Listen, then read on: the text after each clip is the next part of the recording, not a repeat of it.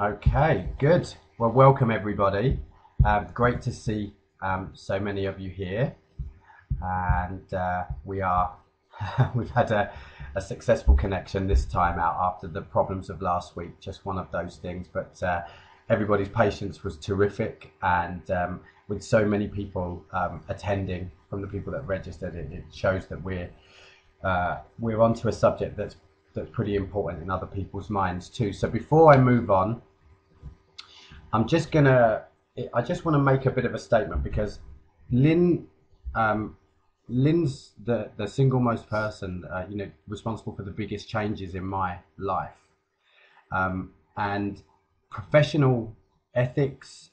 Everything that comes into play is that there's confidentiality that Lynn would never ever speak about anybody or anybody that she's working with ever. It just breaks every single rule. So the fact that I'm going to be sharing, my story, and we're going to use reference to my personal journey, I'm making an announcement that I give Lynn full permission to talk freely about anything linked to me and my journey if she thinks it will help any of you listening.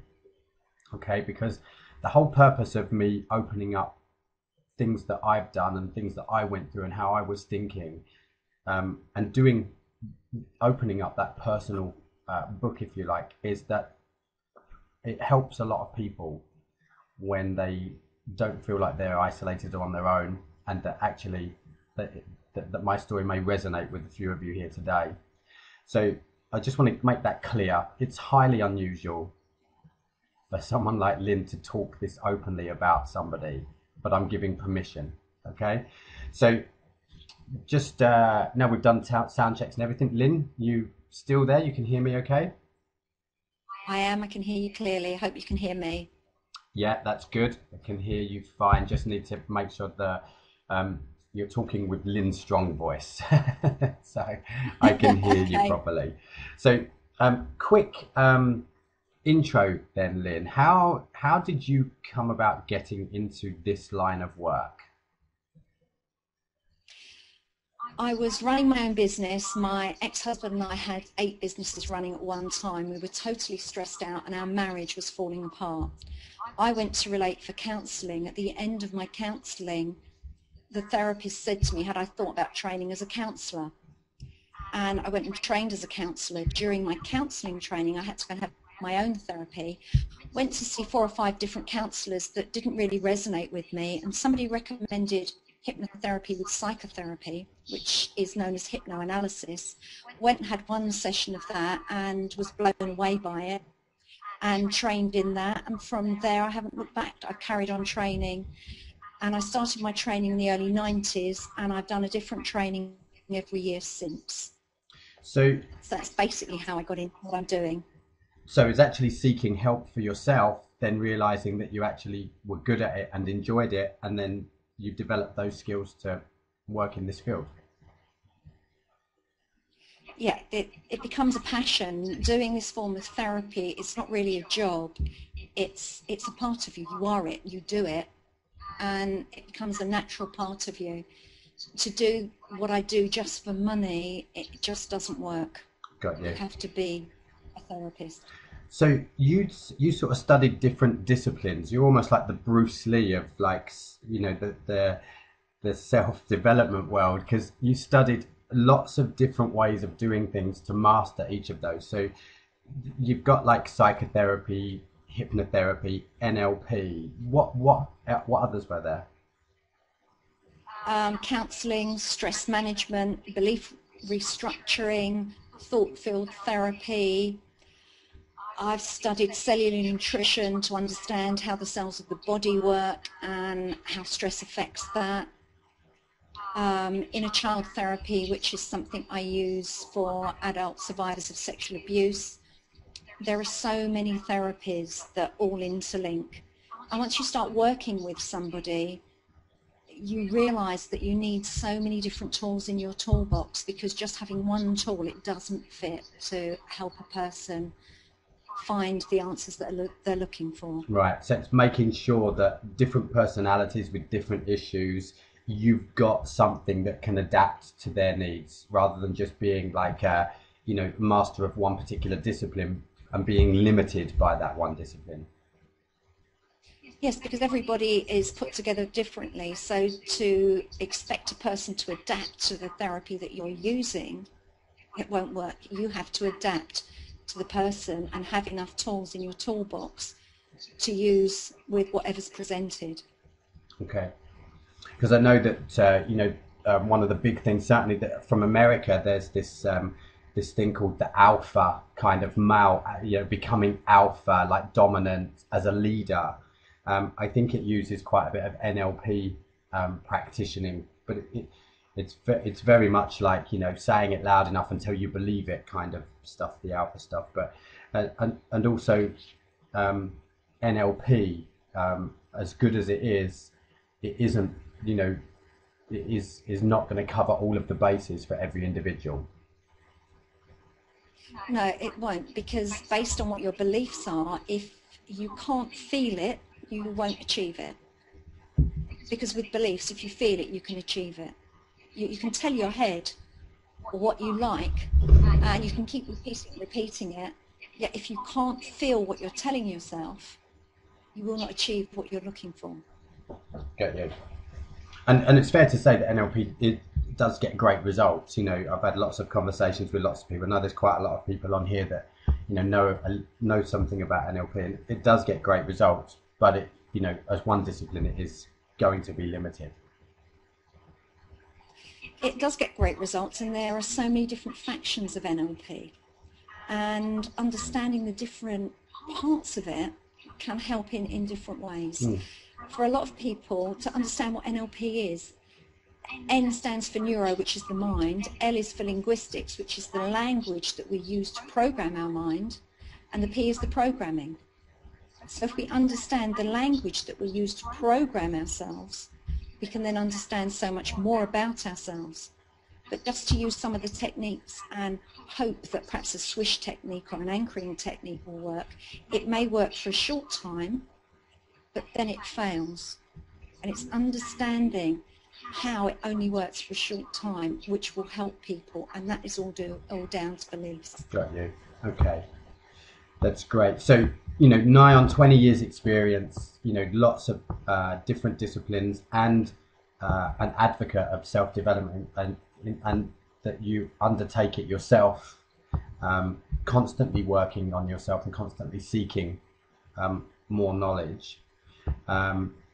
So this kind of leads us into my story, and this is where I began, because it was I think Cameron is 5, so that would be, it was coming up for 5, so it would be about 5.5 years ago. So I knew that I was unhappy. I was trying lots of businesses and everything seemed to fail. I was getting further and further into debt. I didn't know why. I thought everyone else was to blame. I had no idea at this time that I was more in control. I had more power in my life than I realized. I just thought that it was what it was, and you tried stuff, and, you know, people were lucky or not lucky, and everyone else was at fault, not me. So I had no real awareness that I was responsible for my own life. So then I see my friend, and he was, it's fair to say, he was, you know, he was probably on pretty much a self-destruct mission. And I saw him, and he was so different. I hadn't seen him for many months, and I saw him, and he seemed more together, more centered, more confident, more calm. Like there was almost a serenity about him. And for somebody that was kind of pretty aggressive and in, in quite a lot of mania, this really got my attention. So I happened to cross paths with him, and I said to him, "What have you done?" And he mentioned Lyne, and he said he'd been doing this work, and he started to talk to me about it. And in truth, my kind of initial reaction was, what a load of old shit that is. You know, I completely didn't get it. But anyway, we chatted, and he seemed very comfortable. And we went on anyway. We went on for another couple of weeks, and I was still feeling terrible. Nothing was working. I felt like every day was a struggle. Nothing I did worked. I was so unlucky, all the normal stuff.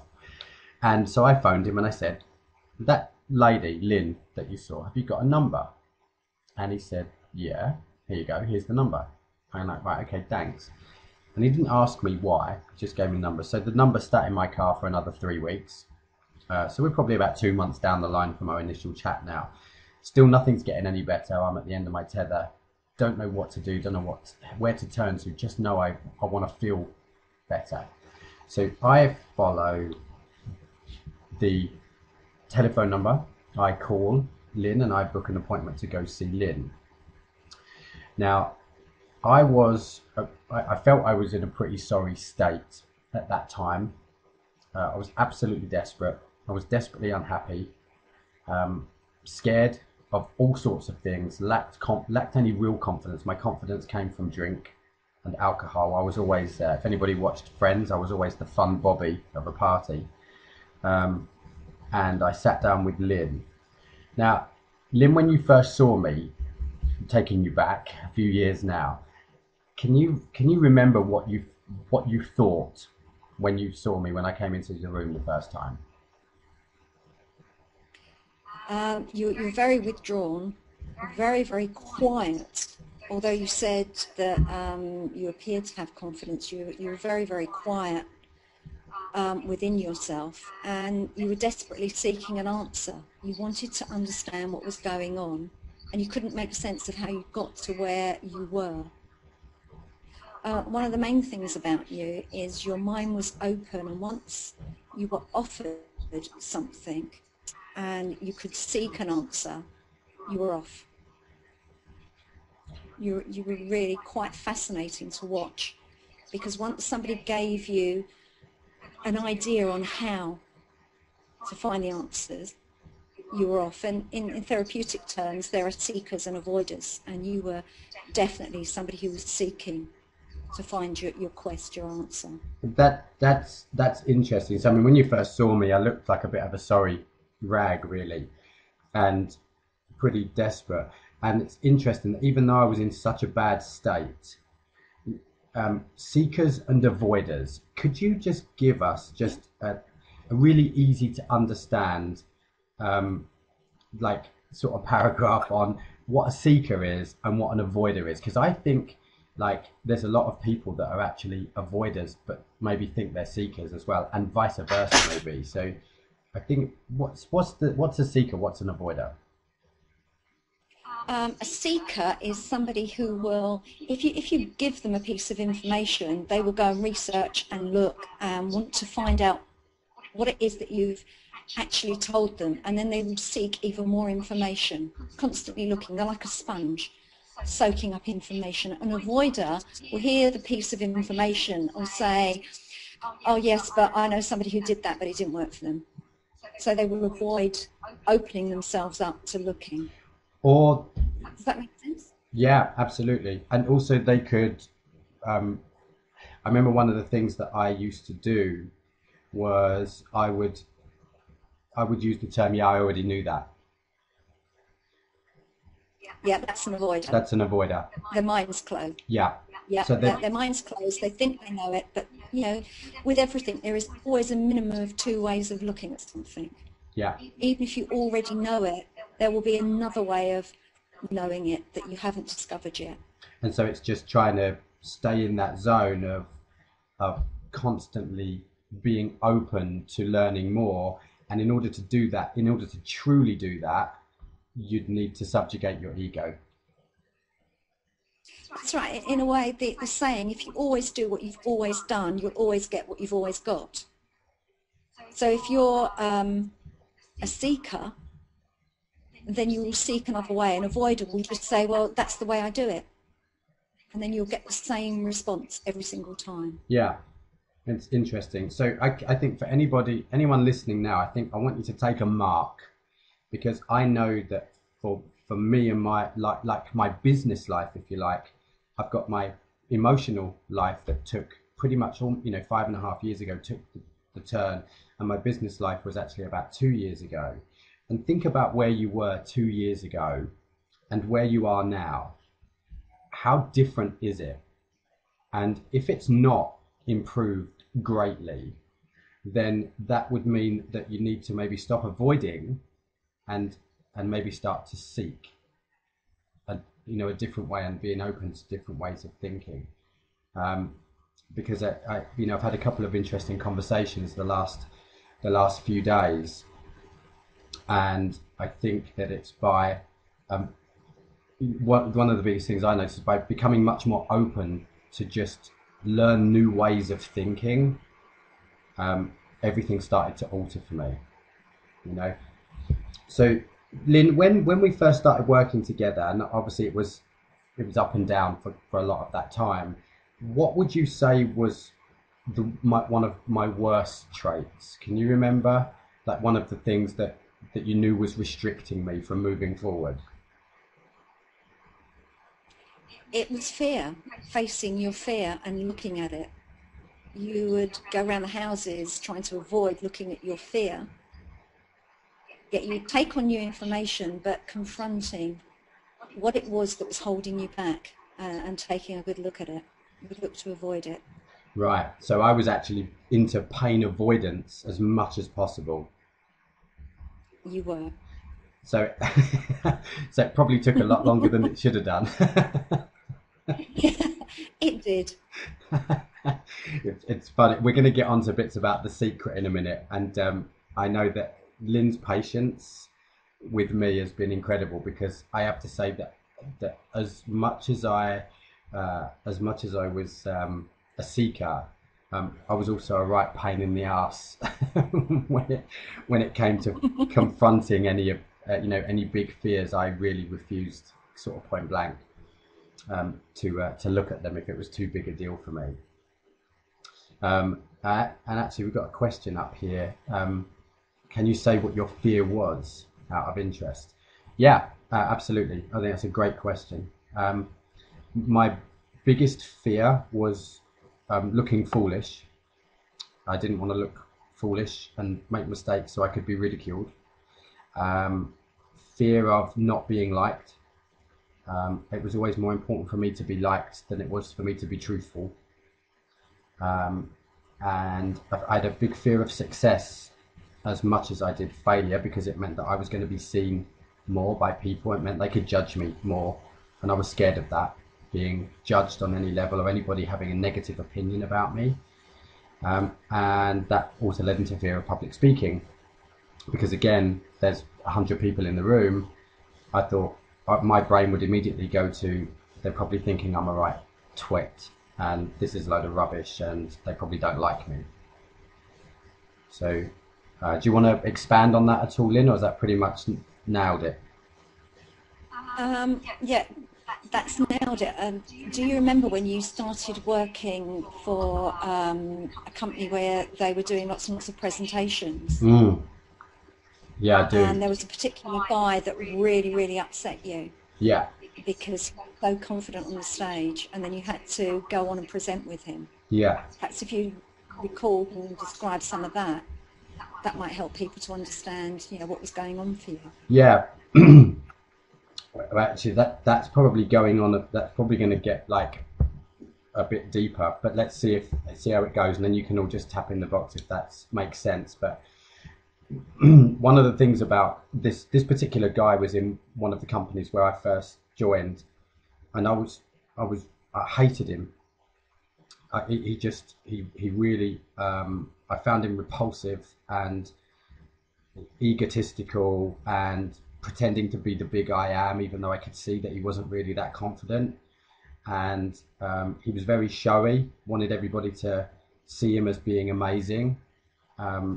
And he would brag in order to get that point across as well.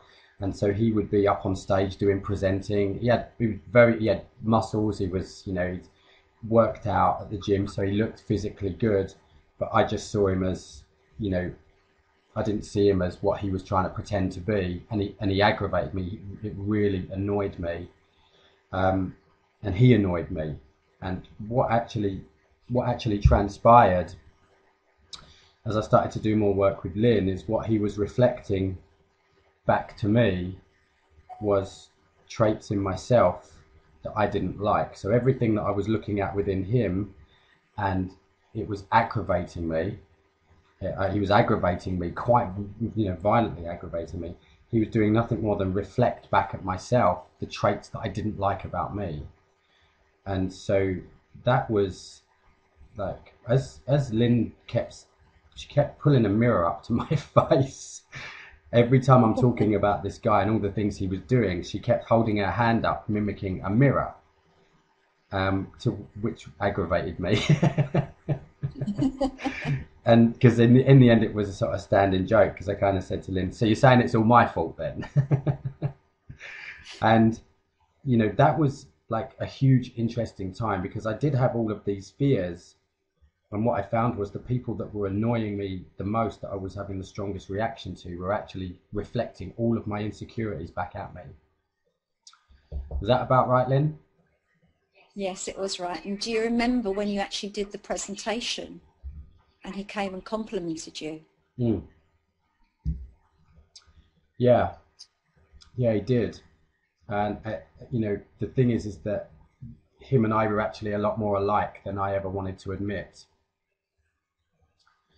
So it was a huge part of my journey, actually understanding that whenever somebody really, when I had that sort of, whiskey face kind of experience with an individual, as I like to call it, that it was a big opportunity for me to learn a lot about myself right there and right then.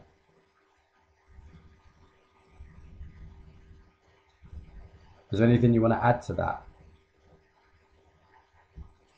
He was one of the pivotal points for where you grew, because by seeing him, being aggravated by him, and then understanding yourself, every time you came into contact with him, you started to open up and understand yourself more, and it gave you the opportunity to look inside and look at what you were believing about yourself.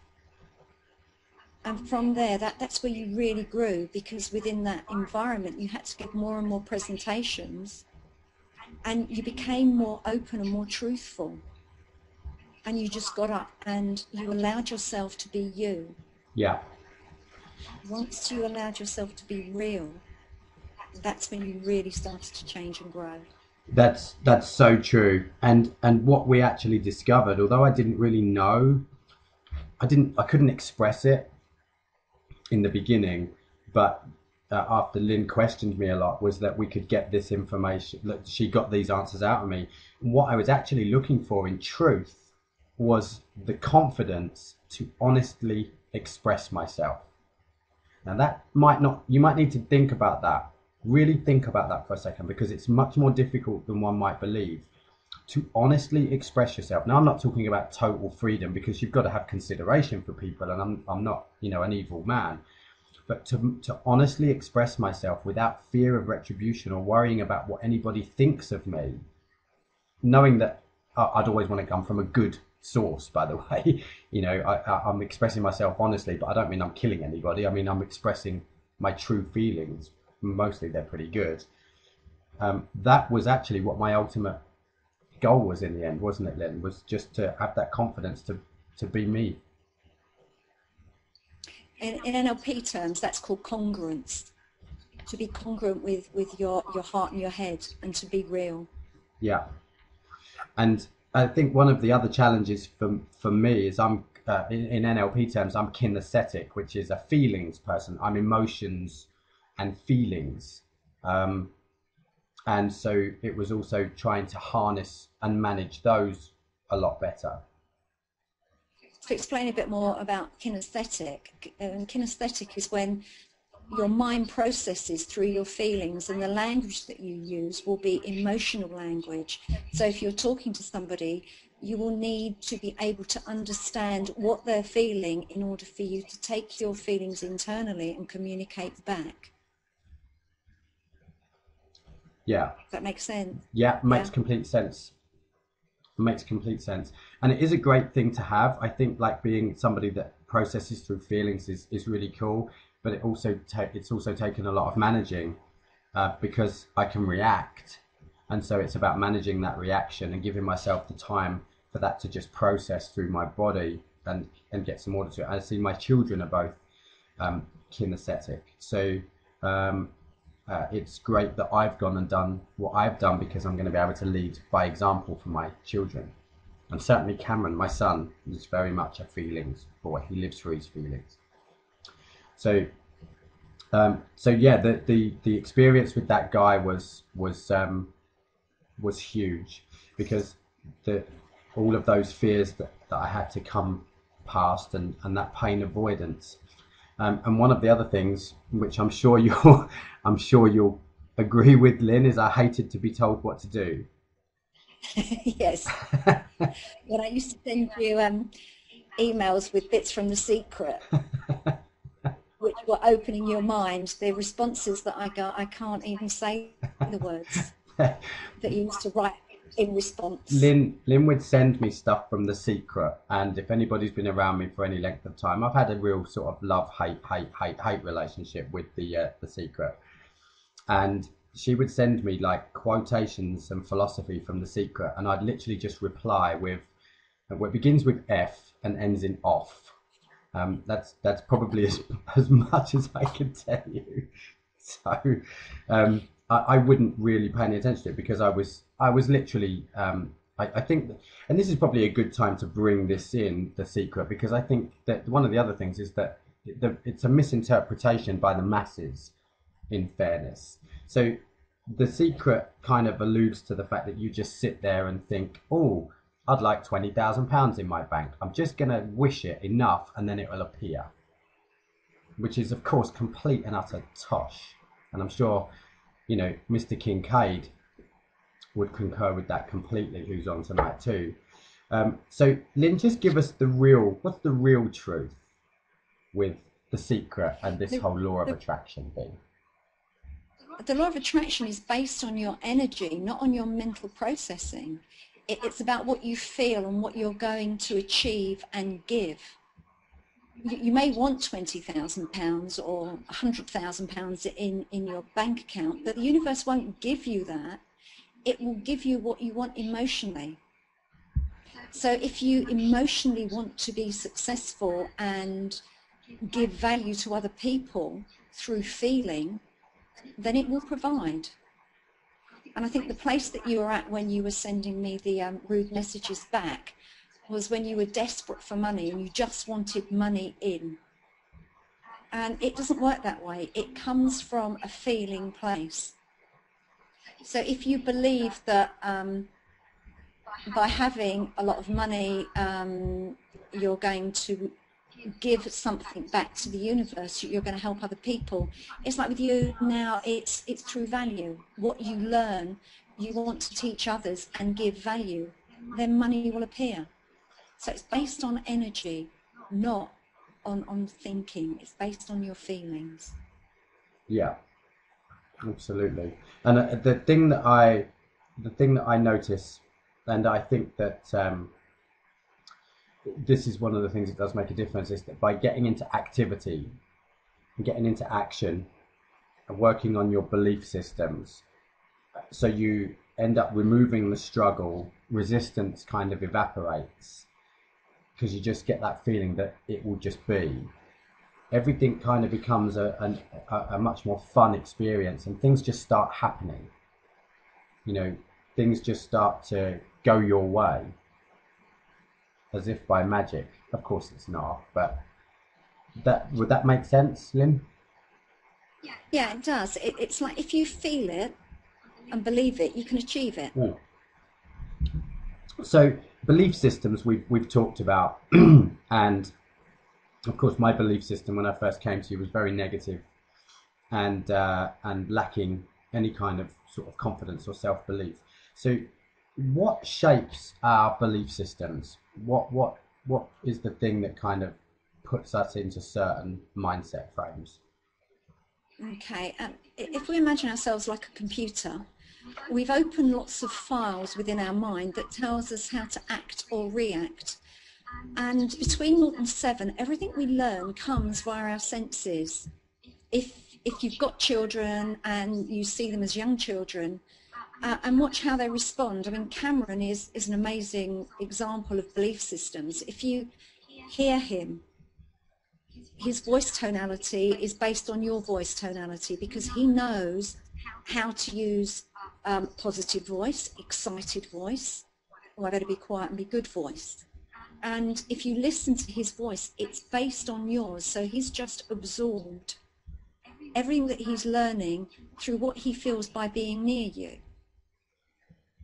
And if you watch children, you can see how they absorb it. So if a child is around really, really positive people, they pick up positive beliefs.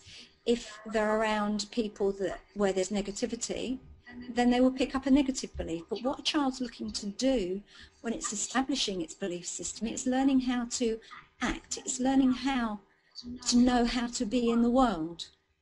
And what a child will look to do is to be safe. So if it knows, around Granny, you've got to be quiet and you've got to say please and thank you in order to be rewarded, a child will very quickly learn that belief.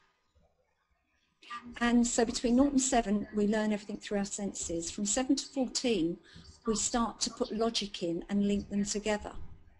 And then from 14 to 21, we start to enact everything that we believe. And like all computers, we pick up viruses.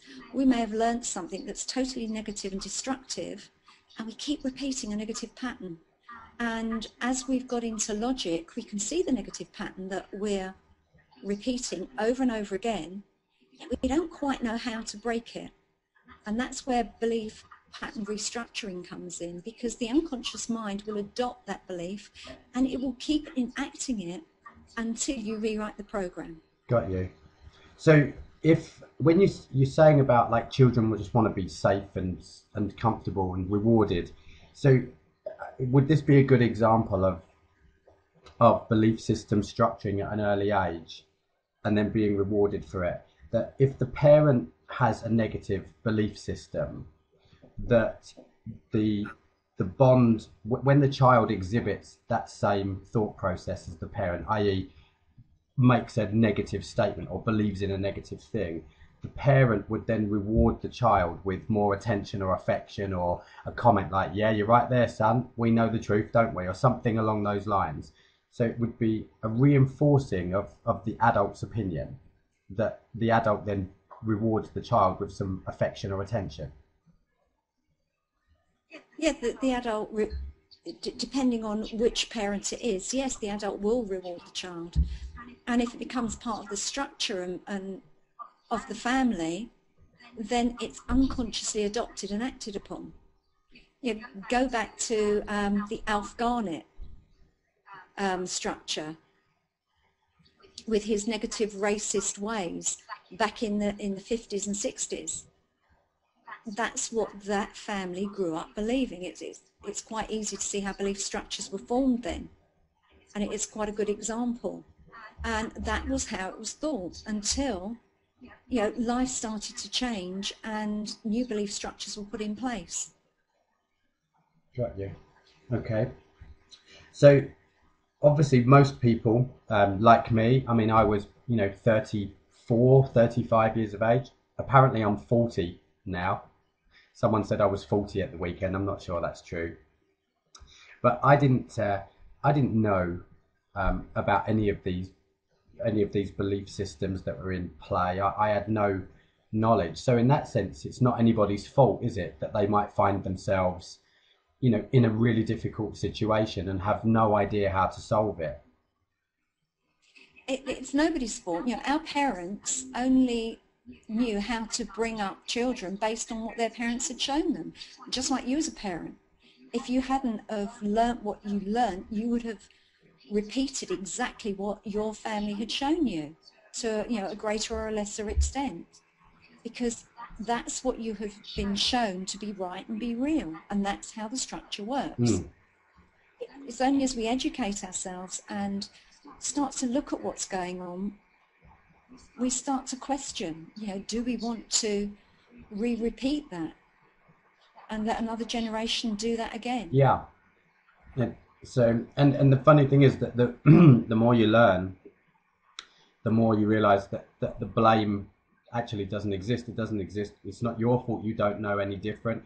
It's not, family's fault of any influence they may or may not have had, because, everybody, to be fair, has been kind of, I wouldn't say blissfully, because I don't think it's necessarily blissful, but everybody has been unaware, and it's only in more recent times that we're gaining more openness and knowledge, like doing things like this to kind of spread the word, sort of thing.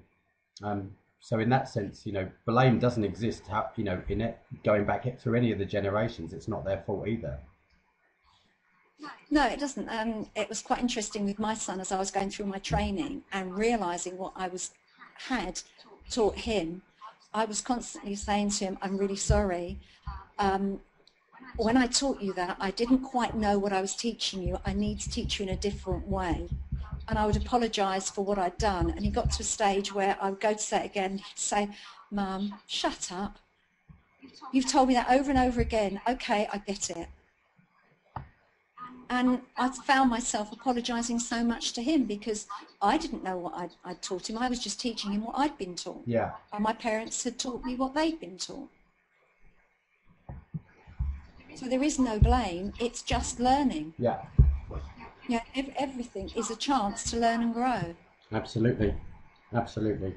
So the belief systems that are in play that people may or may not understand themselves, this can be changed. Yes, it can be changed. And I think it's fair to say that I'm living proof of that entire process. that of course it can be changed. I think if I hadn't changed, I don't think Lynn would have carried on working with me for much beyond 2 years, actually. Might have been her limit if change hadn't have been afoot. So one of the things that I notice is that with the changing in my belief systems, and doing what feels natural for me to do as well, and sort of feeling like I'm in the right place with business and all of those things, I've noticed that it feels a lot easier. Like there's no struggle, like I'm not pushing against anything. Would that be a fair a fair comment to make? Yes, there is no struggle, because I need you to just talk up a little for me, Lynn, if you can. Yeah, there is no struggle now, because in NLP terms, you are virtually congruent. Your mind and your nervous system are flowing in such a way that you just move easily through your life. Yeah. Does that make sense to you? Yeah, it does make complete sense to me. So it just quietens everything down, and so zero resistance. You're not pushing against anything. There's no battle, and most of the battles tend to be internal. And so I've reconciled all of my, most of my internal workings at this time. So I've got no battle. And the other thing that happens is if something comes up, rather than pushing against it, you will question, well, what's this showing me? What do I need to learn about myself here in order to get past this? Because it will be a stepping stone to growth. That's huge. See, when things become stepping stones and opening your mind to growth and understanding yourself and looking at yourself and taking responsibility for what's happening, rather than playing the blame game or getting angry with something, then that's when it becomes so much easier. Yeah, that's true. And I think that's like a huge thing. I think everybody, like, I just want to I want to cover that one of those sentences again. Every time I feel struggle, every time I feel resistance, every time I'm angered by something or someone, I step back pretty darn quickly and I look at it as an opportunity to discover a bit more about myself as quickly as I can. And sometimes I'll review what I've said or done if I've spoken to somebody or said something to somebody, and I'll come back with a different view I've been known to come back with an apology if I feel like I've reacted and I've got it wrong after reassessing. But it's that constant, that constant aim of mine is, this is upsetting me, this has angered me, or I'm absolutely petrified of doing this next bit. Right, great. Let's get on and learn a bit more about myself today. That's a key thing where you said, I'm absolutely petrified about doing this. Most people will push through their fear rather than sit back and listen to what the fear is. What is the fear that's coming up that's making you petrified of doing it? And if you start to understand what it is you're petrified of, you're not pushing against it, you're working with it, and you're spending some time looking to understand it, because once you understand it, it can then make sense, and it's not a battle. And that's so important, isn't it? Because a lot of things will tell you, if you want to cure public speaking, go and do loads of public speaking. But whilst you might suddenly reduce the fear, you're not actually understanding why the fear was there in the first place. That's right, because the unconscious mind is there to protect you. And it may be that something happened to you when you were very, very young, which you've gone past now, but that fear feeling may still come up. And it's understanding what that fear feeling is and letting it go, rather than pushing against it. It's learning how to let go. Absolutely. And for me, I knew that actually the fear of public speaking was closely related to the fear of people having a negative opinion of me or not liking me. And so if it ever crops up as I'm about to go on stage, I can just, deal with that properly because I know the truth. Yeah. Excellent. Okay. So, what was, out of all, we worked together a lot and continue on in a slightly different form now. What would be my best quality, do you think, that really enabled us to work as far as we did? You were like a sponge. If I gave you information to read that would help you, you devoured it. Absolutely devoured any book or any piece of information I gave you, and then came back with loads and loads of questions to understand the information and relate it to yourself. So that's part of the seeker. Right. That I was just a maniac, like wanting to know, understand. Yeah. And I think the person that really took you to the greatest part of your journey was the author Stuart Wilde in two of his little books. Life Isn't Meant to Be a Struggle and Weight Loss for the Mind. They're two very small, simple books. I think you must have read each one about 10 times, and you were constantly questioning. Yeah, I'm just typing. What does this? How does this affect? I'm just typing this up now. Life wasn't meant to be a struggle and weight loss. And he also did a CD series, I think. Mr. Kincaid. Yeah, there's a six CD series that he did, which is really, really good. 6 CD series. Mr. Kincaid, can you remember the name of the 6 CD series? I know it was the Tao, which is spelled T-A-O. The Tao series, but I'll find out. But Stuart Wilde was around the Chinese philosophy of Taoism, which is not like like all this stuff you hear, from America, which is alpha network, or be the alpha male. That's kind of pushing, and that's sort of bullishly bullying your way through emotions and things, whereas Stuart Wilde was very much about the silent kind of assassin, if you like. It was silent power, and that was what really drew me, is that I didn't want to be a bulldozer, just bulldozing my way through with a big front and bullshit sort of alpha, I'm the man kind of approach. It just didn't fit. I wanted it to be more subtle. I wanted to stand in a room and feel at ease, and for people to feel that I was a confident guy without me needing to shout it. And I think, Lynn said a phrase to me, beware the loudest man in the room, because he's normally the most insecure. And that really resonated with me further. So Stuart Wilde ended up being a tremendous teacher for me. So life wasn't meant to be a struggle, weight loss for the mind. And the CD series was Infinite Self, I think, 33 steps. Yeah, that's the one. Infinite Self, and Infinite Self, 33 steps to enlightenment. Okay, and that was, you know, I still listen to the CD series again. Me and my friend Reggie, we still listen to this and talk about it a lot. And the good thing about Stuart Wilde is he's an English guy. He's got a bit of a funny accent, but he's really funny. He was really easy to listen to, and we get a lot of comedy value from Stuart Wilde, as well as the fact that he's an incredibly insightful philosopher.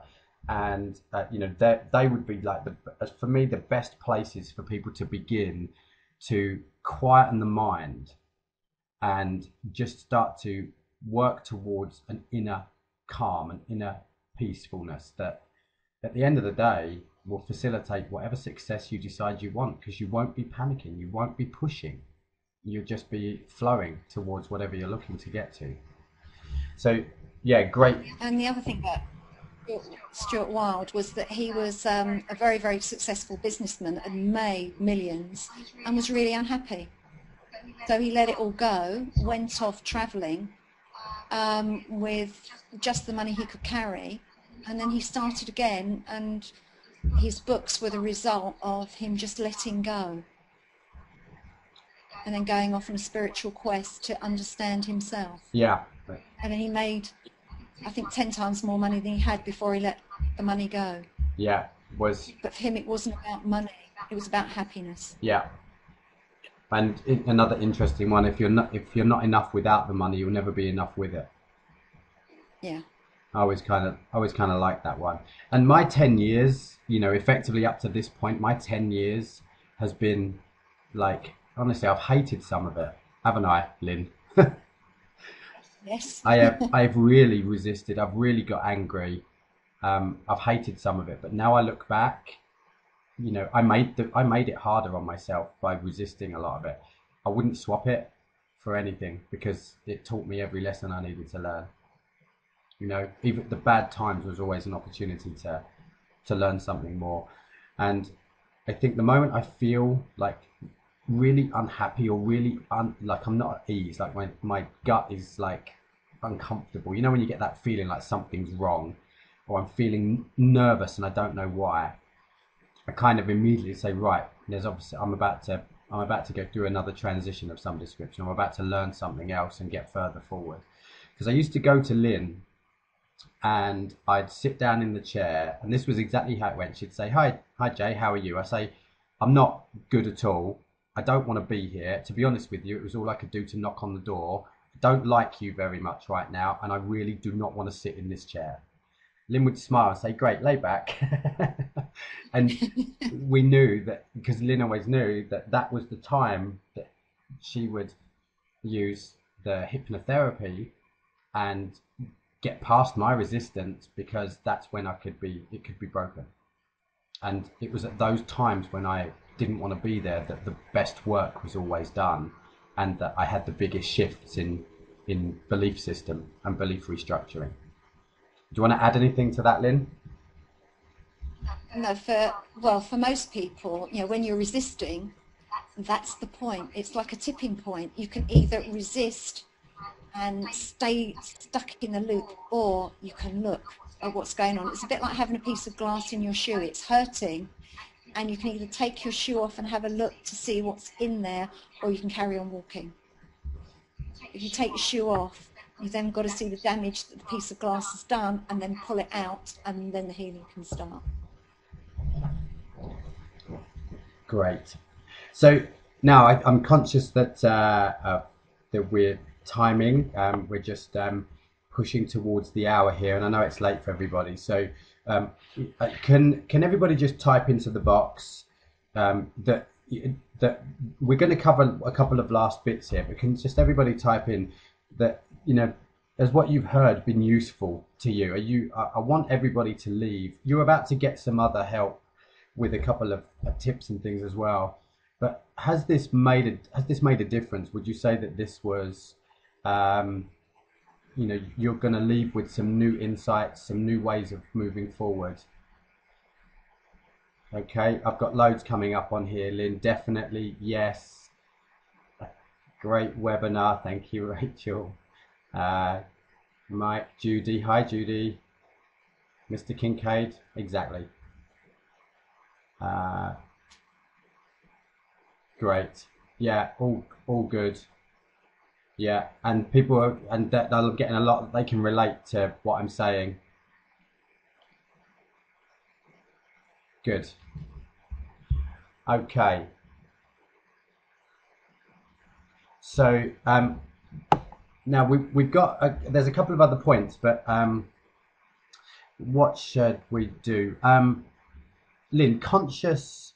I just want to understanding the difference, because we worked with psychotherapy, hypnotherapy, NLP, and other things that came into play, because we worked on my subconscious, my deep-rooted subconscious, as well as my conscious. So could you just give like a sort of a simple layman's guide to the difference between our conscious self and our subconscious self? Okay, I always call it unconscious, because if I explain the conscious is logical and rational. And that's a bit like the computer screen that you're looking at. You can see all the information, it makes sense. But when you push the button to go into the programming of the computer, it's unconscious to you what's going on, but something will be delivered. And the unconscious is the nervous system. It's the imaginative, creative part. It's where all the programming is stored. So for a dieter, they may consciously say, I'm going on a diet this week and I am not going to eat chocolate. And in their head, they will be repeating over and over again. Something will happen, and before they know it, they have enacted sitting down and eating their pattern of 6 Mars bars. And yet in their head, consciously, they're saying, I'm not going to eat chocolate. I won't eat chocolate. I'm on a diet. So it's the energy in motion. It's the action that you take, which is unconscious. Got you. So it's your emotional part. So like your supercomputer, if you like. Yes. So in that sense, then, if it's like a supercomputer, I mean, like if we drive the car, if I do a journey, I'm driving the car, but I'm not consciously aware of everything that I'm doing. In fact, most of the journey I can never remember. So that's my subconscious mind doing all of those actions.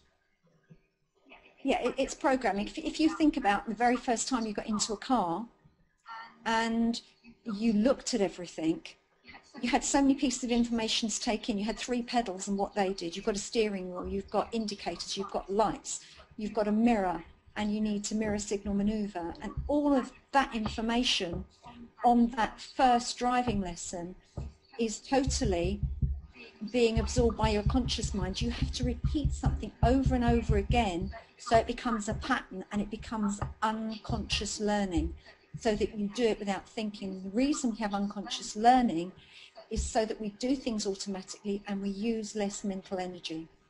Because if we had to think every single action we do, we would be exhausted before we've got past cleaning our teeth, showering and getting dressed, because it's just too much information to absorb. Too much to do. So as we repeat patterns, we make a program up, we file it. And an interesting way to really understand our unconscious programming is to move either your toothbrush or your kettle to the opposite side of the room, and see how many times you go to reach for the kettle or your toothbrush before you realize it's in a different position. And you may find it's a couple of weeks. Okay.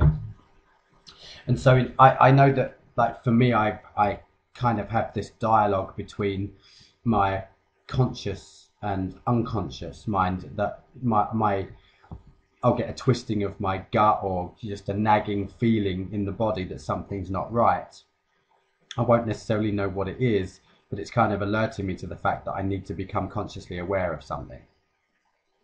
Yes. And yeah, if you get that feeling and you just take a moment and stop and just ask yourself, what's this feeling? What's it showing me? What do I need to learn here? If you ask the unconscious mind a question, it has to give you an answer. It can't bear a vacuum.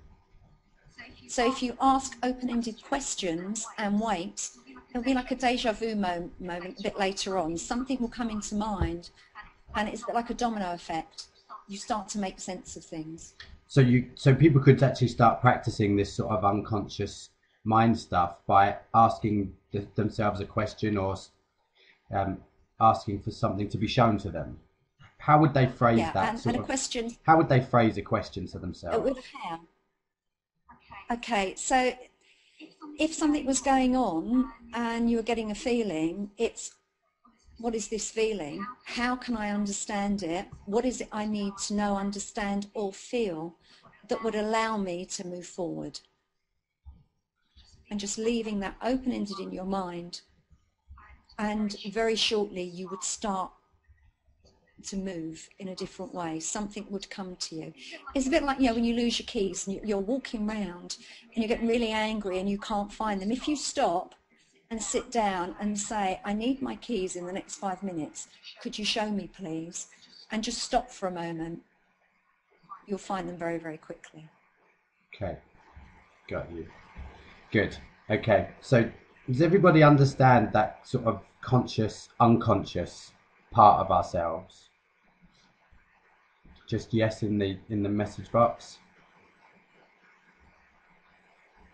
Yeah. Cool. Great. Everybody's understanding. Good, because that's where the restructuring comes into play, and it's our subconscious behavior and becoming consciously aware of what we do, how we react, why we react the way we do, and what is it telling us about ourselves, rather than just sort of saying, oh well, that person's annoyed me and they're an idiot, silly twit bag. Actually pulling it back to say, well, what are they showing me about myself? What can I learn from the fact that I think this person's a twit and that they've annoyed me? And starting to take a very different view with our reactions to things and our emotional responses to things. So great.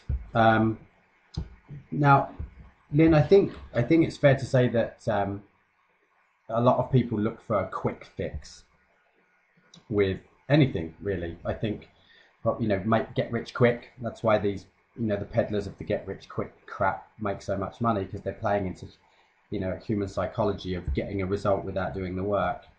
And as we already know, I did every week for 2 years with you, albeit probably longer, as we've discovered, than it needed to be.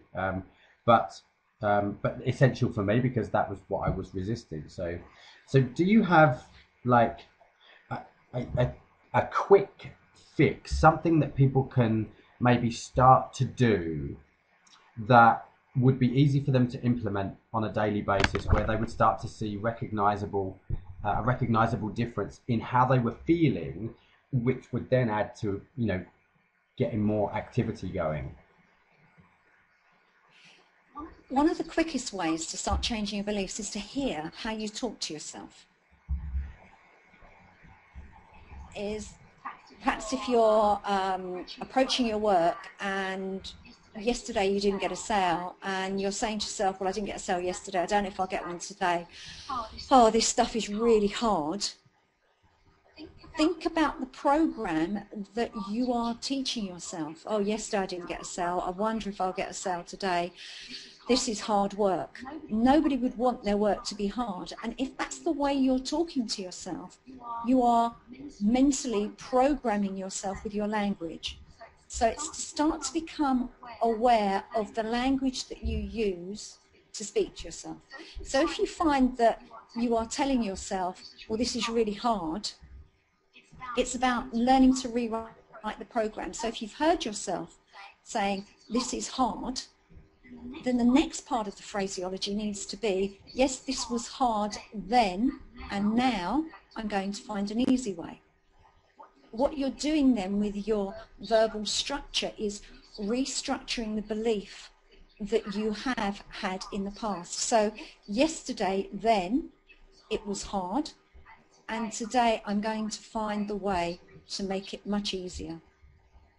And you can add in, I'm much easier to be successful.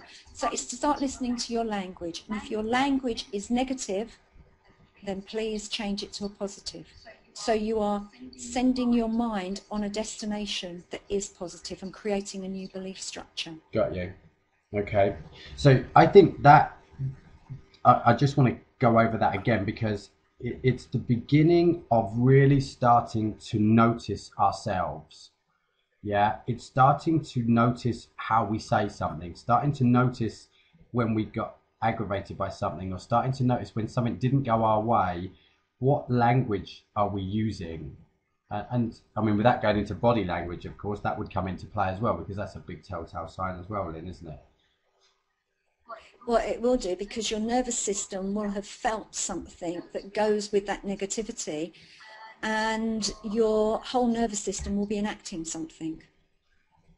Because in order to have a belief, you will have a visual memory of the belief, a physical memory of the belief, and an emotional memory of the belief. And all three have to work together to complete your belief cycle.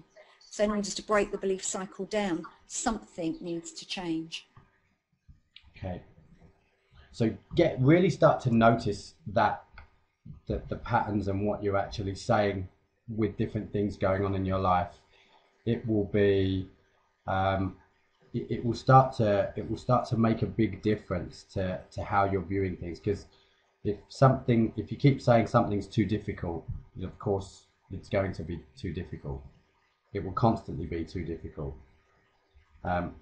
Now, one of the other points that I noticed that kind of links into this, which I think reinforces this even more. I'm sure everybody's heard of Darren Brown, and he did a show recently, about 3 or 4 weeks ago, where he had there was a statue in the middle of a village, and it was a statue of a dog. And what he did was he sent somebody up there for 3 months to spread a rumor that the dog was a lucky dog.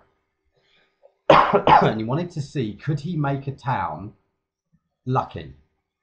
Yeah, he was testing this whole theory of luck, and he focused on certain individuals. But the upshot of it was, at the end of it, the whole town, more people in the town were winning things, getting promotions, doing better. What people would consider good fortune was bestowed onto a massive percentage of that. Yeah, Jax, I can see you saw that. It was amazing, wasn't it? And what it highlighted as well, it highlighted a couple of people, and one guy that was negative, and his language pattern was always, I'm so unlucky, I never win anything. My brother, he's lucky, he wins everything. Me, I never get anything. Nothing ever happens to me. Nothing good ever happens to me.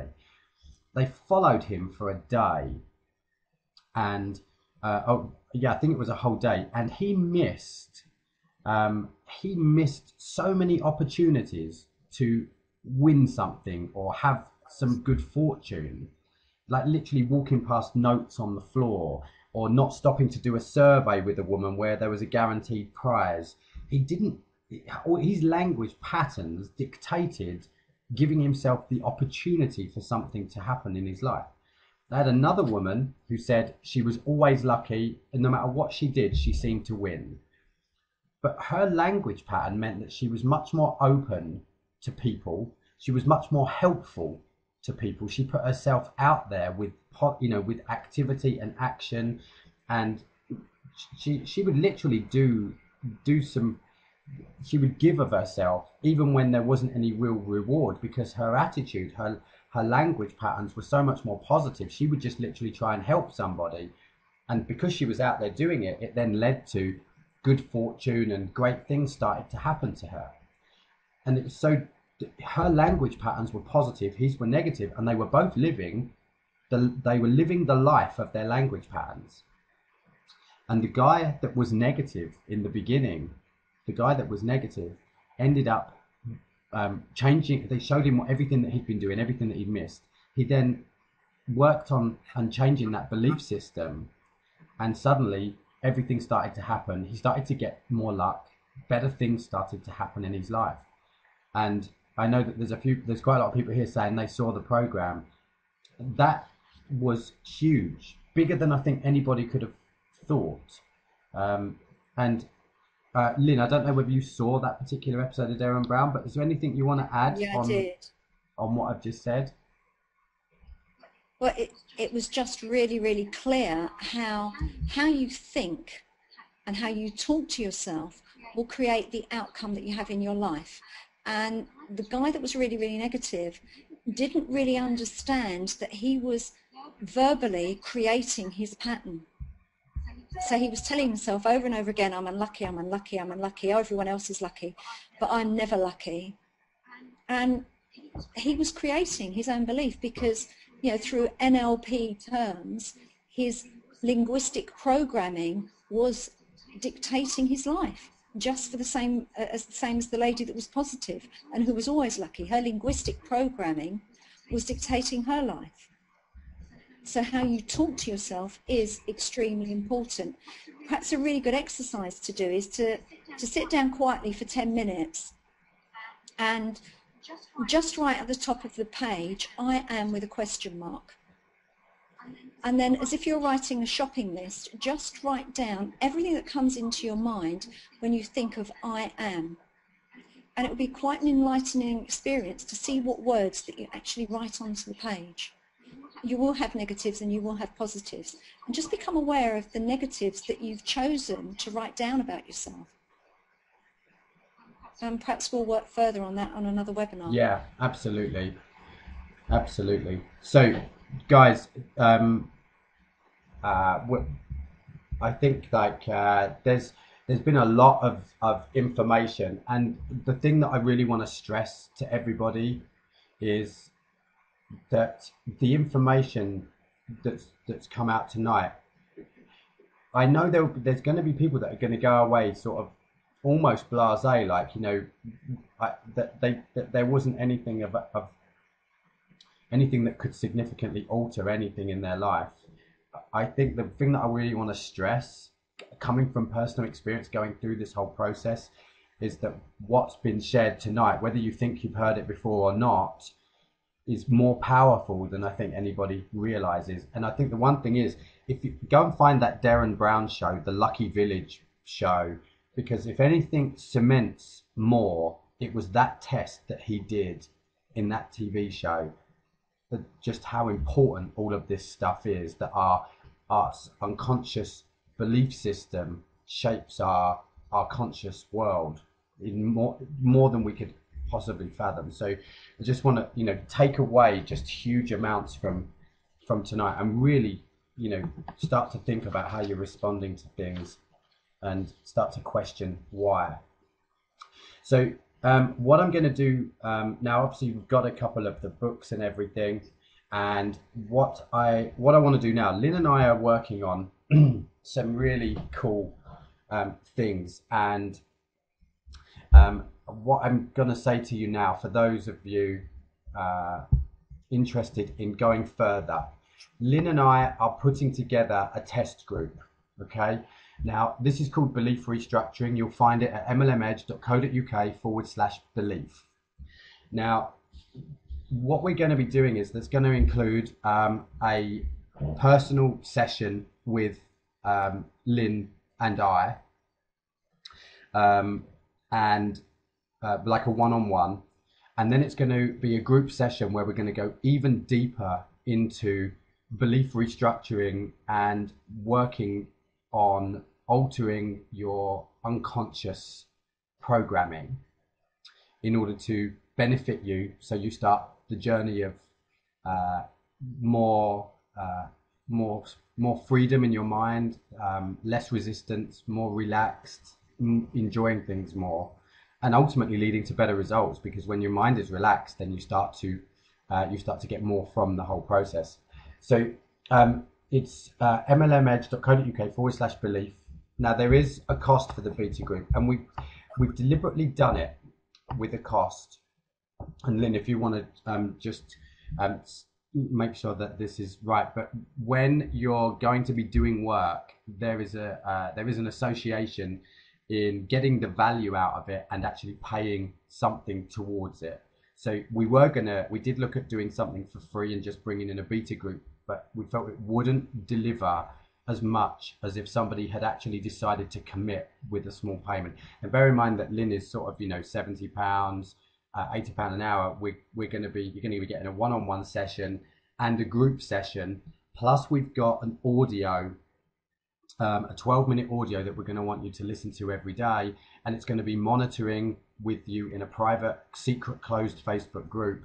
So we can see what results you're getting, how much better you're feeling. So we want to see a positive return on that investment, that you are more relaxed and feeling better. Lyne, have I got that about right with the need for making a payment to come into the test group?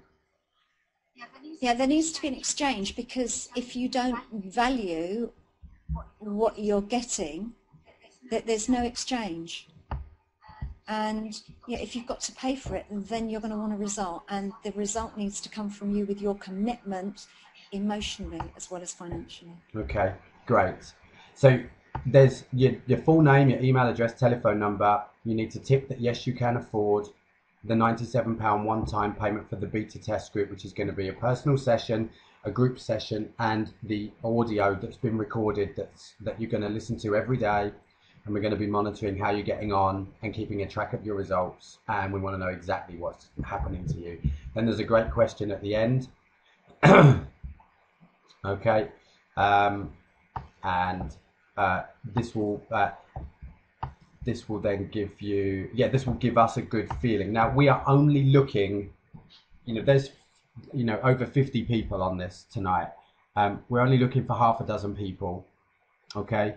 That it might be a special case that we talk about, maybe one more or something, but we're looking for 6 people to work with, so we can keep it tight, we can keep it more personal, because what Lyne needs to be able to do, if needed, is to if somebody if it's opened up a wound of some description, Lyne needs to be able to go to that person one-on-one and help to just resolve that issue, so everybody's in a very safe, comfortable place. I'm sure you can imagine when you start to open up, people's, deepest fears, etc. Sometimes something could come up that would need her personal attention, which is why we're keeping the group small, why we work in this way, as we're perfecting some really, we're perfecting some great stuff that's going to help a lot of people in 2012. Okay, so all that makes sense for everybody.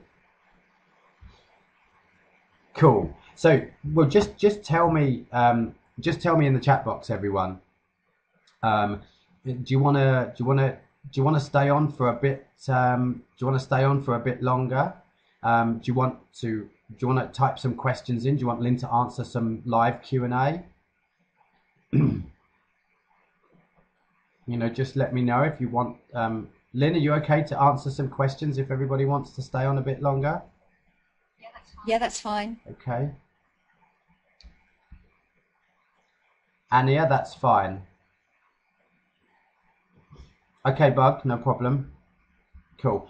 Okay, listen, guys, what I'm going to do is I really need to pause my recording, because if I go much longer than this, I know it will crash. So the Q&A is going to go off the recording. I'm not going to leave that on. So for anybody that's interested in coming into the test group, mlmedge.co.uk/belief, fill in the survey.